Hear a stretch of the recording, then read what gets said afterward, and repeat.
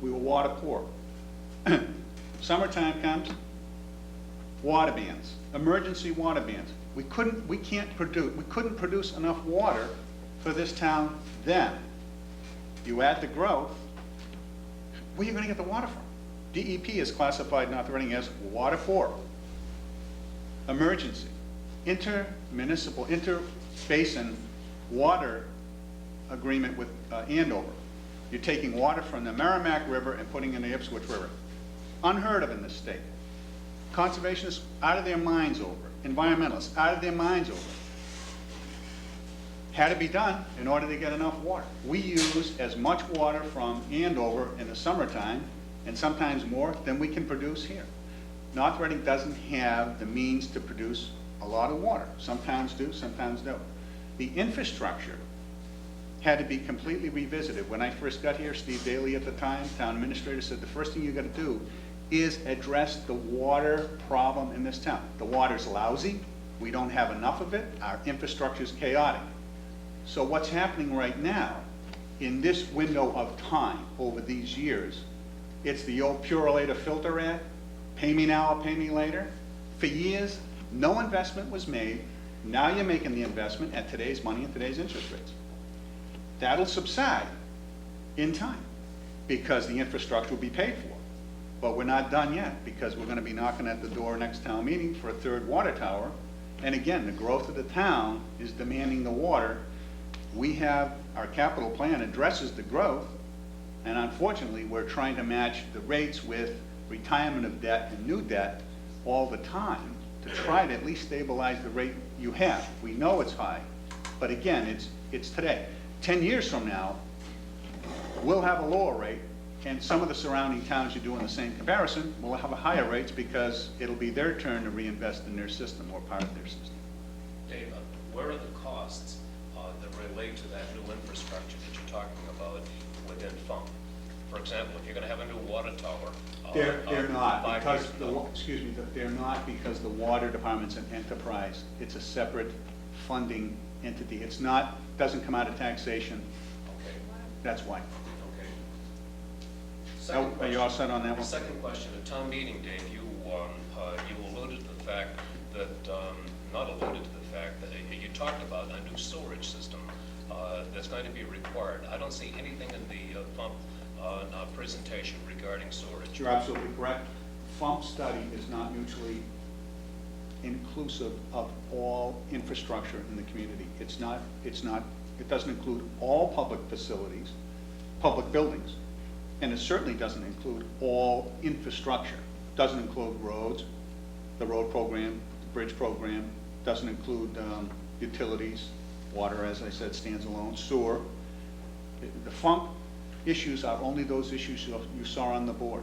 So there are other capital issues that are still going to come forward to the town. The actual sewers and how they're eventually will be funded, whether they're part and part on taxation or enterprise, has yet to be determined. Just to address that, Ralph, a little bit further. I mean, 10 years ago, when I was previously on the Board of Selectmen, we were talking about formulating a sewerage district out in the Concord Street area. It was going to be done through a betterment or a sewerage district, whereby the users would pay for it themselves rather than across-the-board taxation of every homeowner or property owner in the town of North Reading. Again, until we get to the stage of the game as to determining, where the facility is going to go, how extensive is it going to be, and how is it going to be utilized. My best guess, just from what I've been sitting through over the last decade or so, is that it would be through a betterment or an actual sewerage district where it would be self-sustaining enterprise type situation rather than across-the-board taxation, because by the time we're able to sewer this entire community, it's a long way away. It's outside the realm of the 25 years that we're talking about. What we were talking about at town meeting was not sewering the entire town. We were only talking about the west side of town, the industry that's on that side. Right. And if that's the fact, there's a cost associated with it. My guess is that let me get back to what I'm really driving at, Steve, and it really impacts the entire thing. I'm a senior citizen, as a couple of others are in this room right now. Senior citizens make an average of Social Security. That comes to something the order of $10,000 a year. Right now, my tax bill from the town of North Reading is $4,500. And you're asking me to get hit with another $700, nearly $800 on top of that. That's over half of my Social Security check. Now, my concern is that what we're doing here within this body starts reflecting all of the townspeople. If you're planning on having the senior citizens supporting all of this cash flow and all of this tax movement, you're going to have to be a hell of a lot more realistic than we're being tonight. I think these numbers are outrageous, and I don't see how senior citizens will come down here and support this program. All right, now having said that, that's just a comment aside. Now I want to get back to... Just if I may comment on your comment. Yeah. The members of F.U.M.P. and the Board of Selectmen and the administration is constantly reminded, first of all, we're all taxpayers too. Perhaps not to the same extent. You guys are all getting raises every year. So we're all taxpayers also. And every member of the committee are taxpayers within the community, and we all have a vested interest here. Additionally, when we look at things historically, when we look at, my parents have been here since like 1950. I mean, they went through inside of a 10-year period where they built a high school, a middle school, and 3 elementary schools, and there were senior citizens then on fixed income, far less,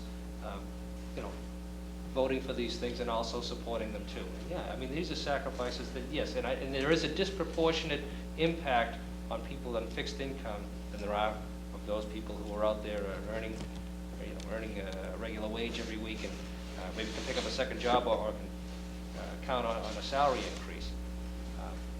We're cognizant of it and we're aware of it. What can we do about it? Because the needs of this particular community are not going away or diminishing.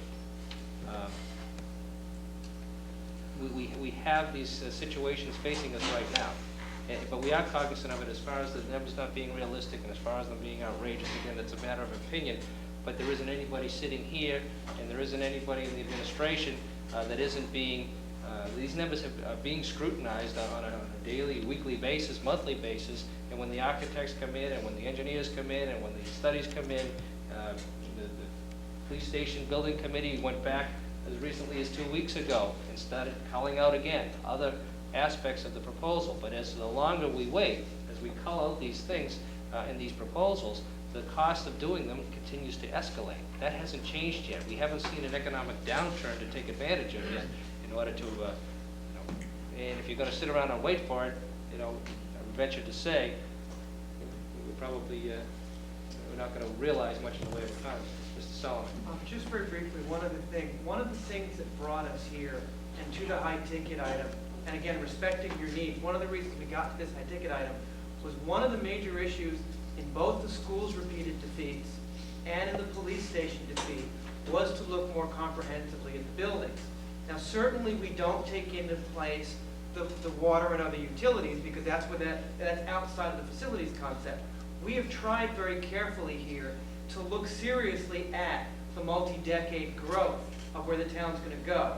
And it is our belief and our hope right now that at least as far as major building facilities goes, we now have something complete on the table rather than every 6 to 9 months or whatever it comes to be, nickel and diming people to death, which I think is the way a lot of people in town have felt. But that does give you one large ticket item when you look at the whole proposal. Ralph, you have one more point you wanted to make, a question for Dave's got an emergency. I have a prostate problem that just isn't going to hold up. We'll hold on. And that would be replayed. Mr. Girardi. Hi, Steve. Steve, he just said something about the way did you say a large ticket item? Are you talking about F.U.M.P as a package? Are we going to have F.U.M.P to vote on as a complete package, including everything we talked about tonight? So either it goes in or it doesn't go in, or are we going to have individual items to vote on? That has not been determined. That's very important, because there's We're certain looking for items. your input. Pardon me? We're looking for your input. Okay. Your input Well, would be. here's my input right here, Steve. I look at this tax rate impact. It's monstrous. Every year, you're talking, take a $200,000 property. you're talking, okay, after the first 3 years, then, or the first 2 years, then the third year it starts phasing in on the new Swan Pond School. But if you take the amount of money, every year the rate will be going up. $1.19, $1.49, $2.38, $2.67, $2.99, $2.90. It keeps going. And you're talking about a $200,000 house, which is not an expensive house in town, and you're talking these people are going to be paying $298, $476 more, $534 more, $579 more each year, Steve? No, that's the truth. Am I getting that right or wrong? I hope it's wrong. Pardon me? I don't think it's If you're cumulative. reading it, instead of reading it down this way, read it across by year. So if the year 2006, you have a $200,000 home, it said home assessed for $200,000. It's 195. No, it's approximately, in the year 2006, the impact of all debt exclusion is about $597. Yes, Right. yes. Why He's do I assuming see it increments that amount each year. $195 under the You see 200? the tax rate, you have the tax rate Pardon me? impact. Steve, go ahead. If you look at the property value. Okay. And you go down, the first column is the fiscal year. Is that 579 more? No, No, that's what the impact in that year is going to be. 500, In addition to the tax that you pay. In addition to the tax that you That's pay. right. That's right. That's the increase No. of it's not $597. $597 increase for that 1 year. That 1 year. So I What he's realize showing that. you is So it 5 isn't years. cumulative, so That's right. that 1 year, the $2.99 includes everything before that.